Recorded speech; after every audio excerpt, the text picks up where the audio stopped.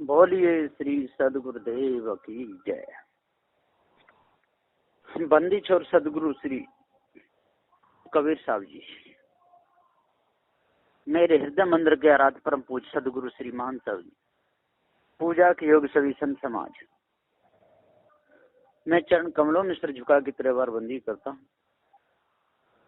बंदी छोर सदगुरु श्री कबीर साहब जी ऐसे महापुरुष संसार में हुए,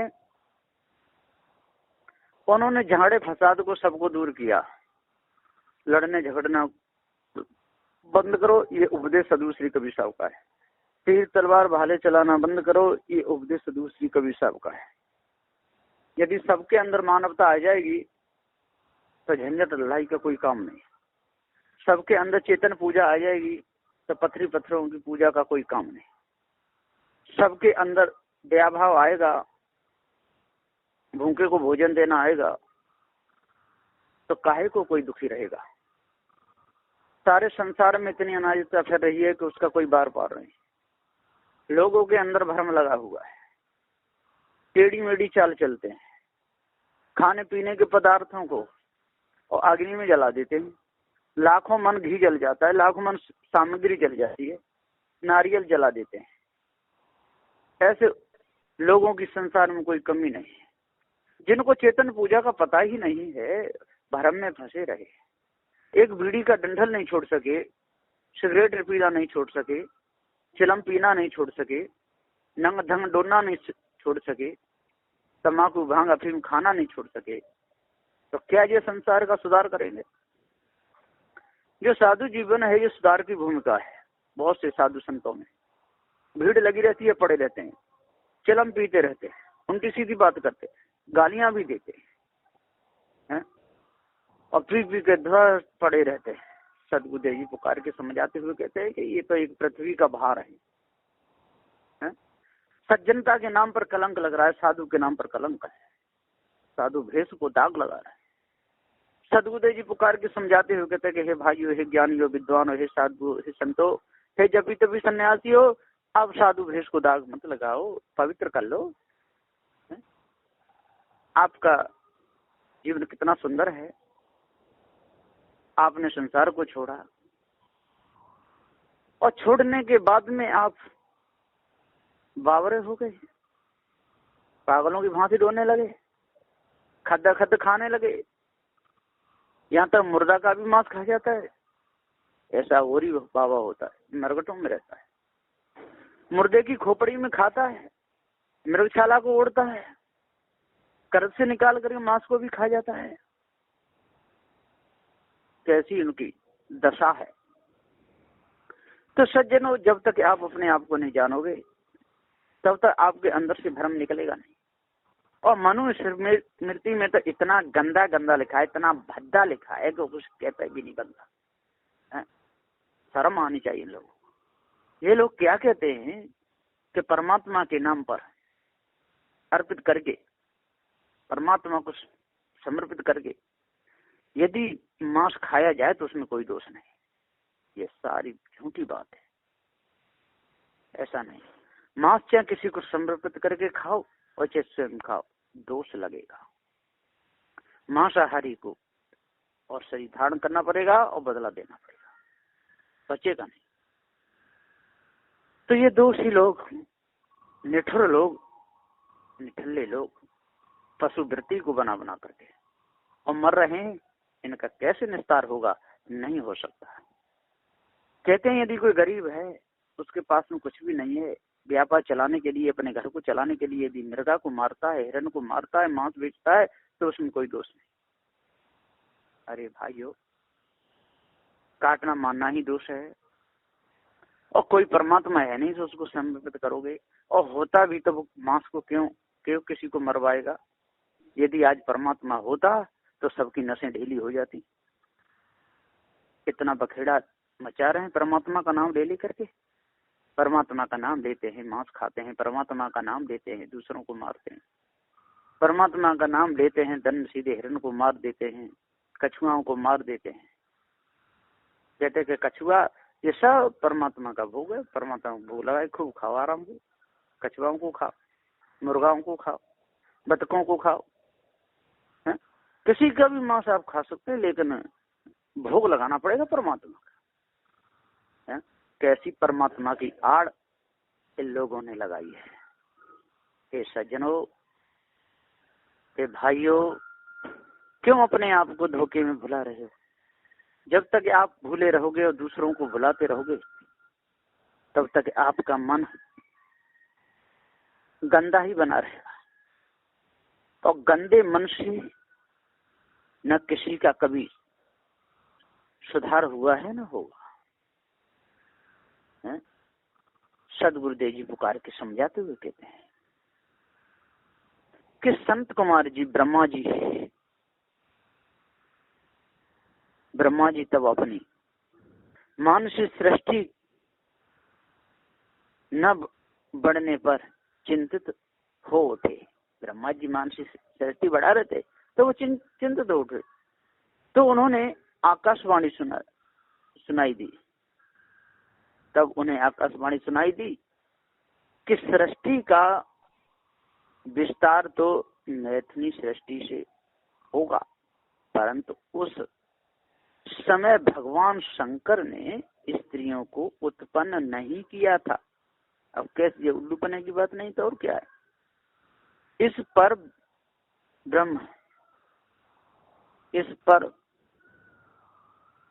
ब्रह्मा जी ने घोर तप किया, जिससे प्रसन्न होकर शिव जी अर्धनारीश्वर, आधा शरीर पुरुष का और आधा शरीर और आधा स्त्री का, ऐसे रूप में प्रकट हुए। ब्रह्मा जी ने प्रणाम कर अपना अभीष्ट निवेदन किया। तो भगवान शिव ने अपना शिवा रूप को अपने स्वरूप से अलग कर दिया। ब्रह्मा जी ने शक्ति को पृथक देखकर उनकी स्तुति की और सृष्टि रचने में अपनी असमर्थता के लिए भगवती से नारी कुल प्रकट करने की प्रार्थना की। यह सुनकर शक्ति ने अपनी भौहों के बीच से अपने समान सुंदर रूप क्रांति वाली दूसरी शक्ति प्रकट करके ब्रह्मा जी को दे दी। शिव जी ने ब्रह्मा जी को बताया कि वह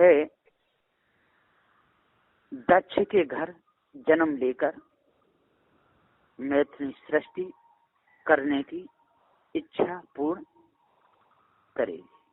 यह कहकर शिव जी के शरीर में प्रविष्ट हो गई और शिव जी अंतर्ध्यान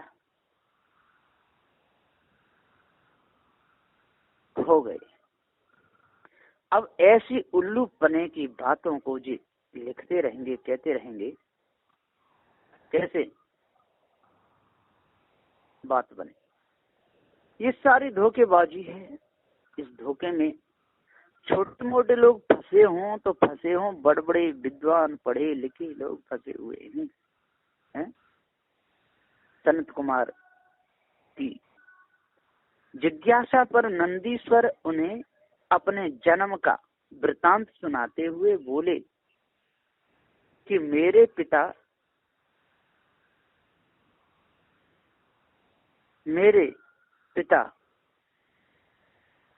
शिलाद ऋषि ने अपने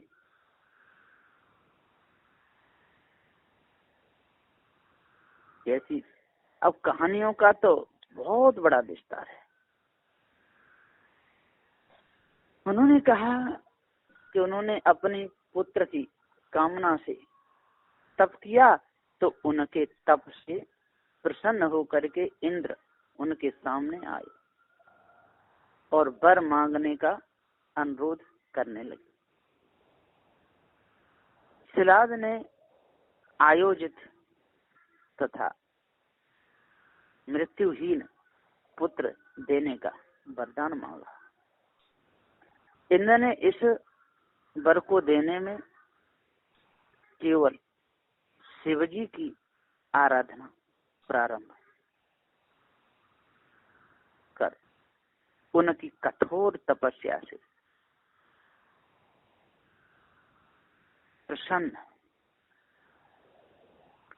प्रसन्न होकर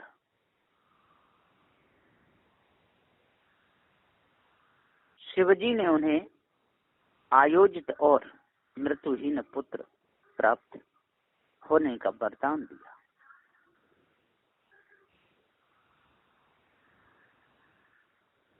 घर आकर शिलादती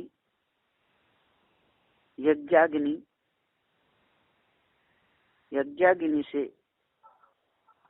मैं प्रकट हुआ। मुझे त्रिनेत्र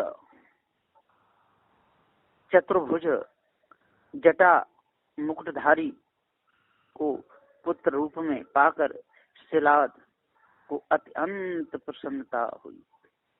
मेरे जन्म से आनंदित पिता ने मुझे आनंद दाता मानते हुए मेरा नाम नंदी रख दिया।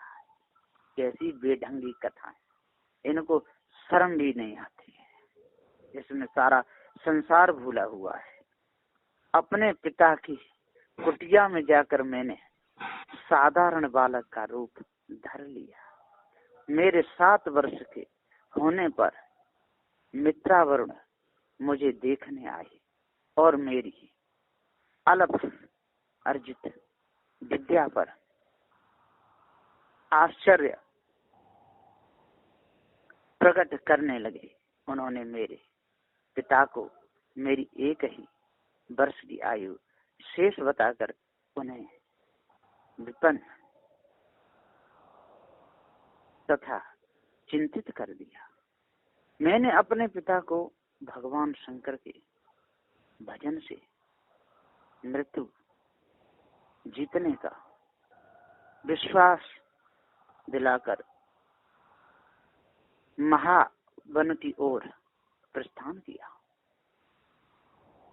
महावन में जाकर मैंने भगवान शिव को प्रसन्न करने के लिए कठोर तप किया तो आशुतोष प्रभु शंकर पार्वती सहित मेरे सम्मुख प्रकट हुए।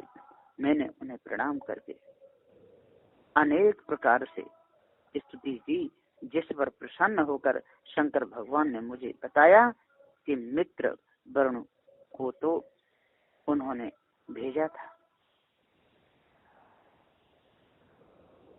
अन्यथा तुम तो मेरे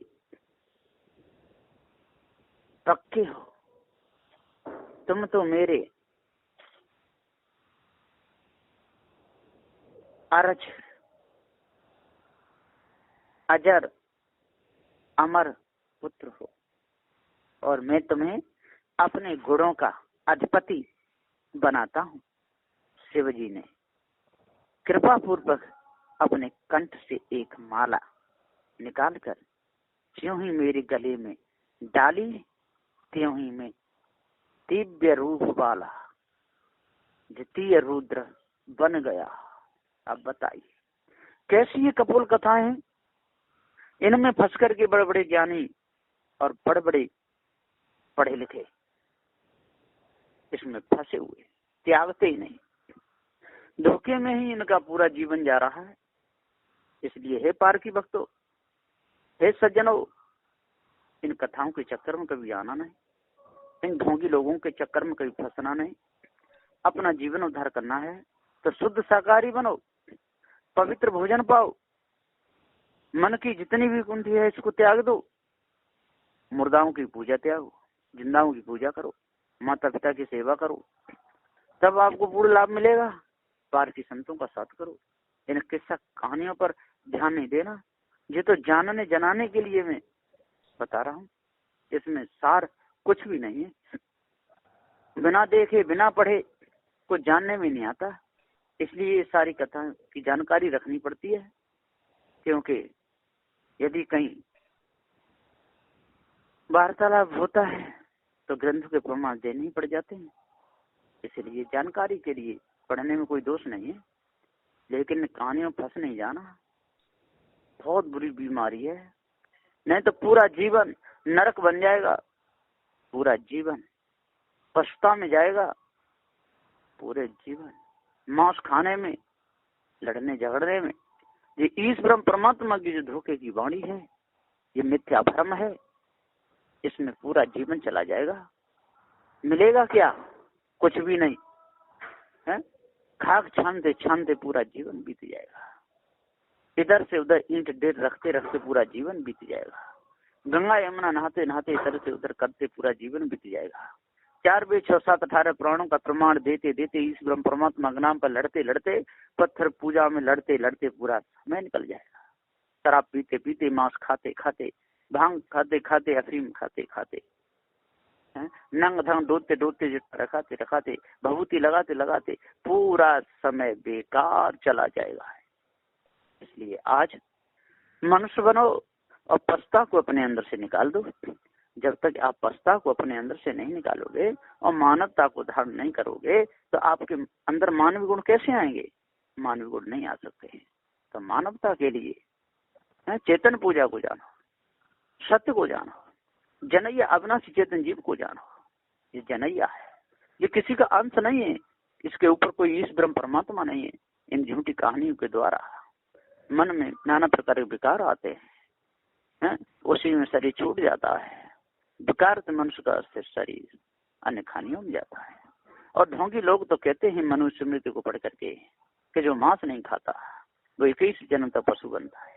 कैसी इनकी बेढंगी बेतुकी ये बातें हैं। अरे भैया, जो शराब न पीता हो वो क्या कभी नालियों में गिरा हुआ देखा है? क्या उनके सीधे किसी को देता हुआ देखा? शराब पी के नशा बढ़ता है, सारा त्याग दे तो कोई नशा नहीं। इसी प्रकार से मांस चाहे किसी को समर्पित करके खाए, चाहे यज्ञ के लिए यज्ञ में चढ़ा करके खाए, मांस तो मांस है और दूसरों को दुख होता ही है। इसलिए दुख को जड़ा त्याग दो। बकरी बकराओं को मत काटो, अल्लाह खुदा के नाम पर रेत रेत करके बकराओं के सिर मत काटो। आज मानवता धारण करो और शुद्ध पवित्र भोजन पाओ, और जो पार की संत भक्त हैं उनकी सानिध्य में लगो, सत्संग करो और अपने खून पसीने की कमाई का खाओ, हराम का मत खाओ, किसी का माल मारो मत, किसी का लिया है उसको बराबर दो। आजकल तो लोग व्यापारियों से सामान ले लेते हैं 3-3 4-4 10-10 लाख का, और फिर कहते हैं आपका सामान अच्छा नहीं निकला, पैसे भी मार लेते हैं। बहुत से लोग हैं बेईमान, उनको कहा जाए बेईमान तो होते ही है, दूसरे को माल है। अरे आपने माल खरीद लिया, आपके यहाँ आ गया, घाटा भी पड़ सकता है, फायदा भी हो सकता है, बस जिससे लिया है उसका हिसाब पूरा चुकता करना चाहिए, है ना। उससे ये नहीं कहना चाहिए आपका माल खराब है, या ये नहीं कहना चाहिए कि नहीं आपका इतने का माल था। जो चोरी करते हैं, जो हिंसा करते हैं, जो दूसरे के माल को मारते हैं, उनका बहुत बुरा हाल होता है।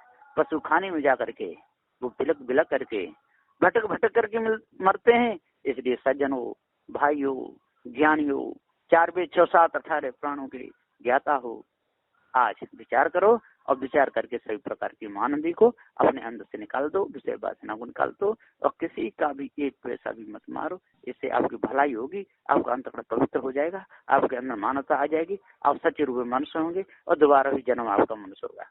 यदि वासना मिट गई तो सदा के लिए मुक्त हो जाओगे। इसलिए अपने आप को जान लो और इन झूठी कहानियों को और झूठे प्रपंच को, ईश्वर परमात्मा की कल्पना को अपने अंदर से दूर करो, तब खूब शांति मिलेगी। बोलिए श्री सद्गुरुदेव की जय।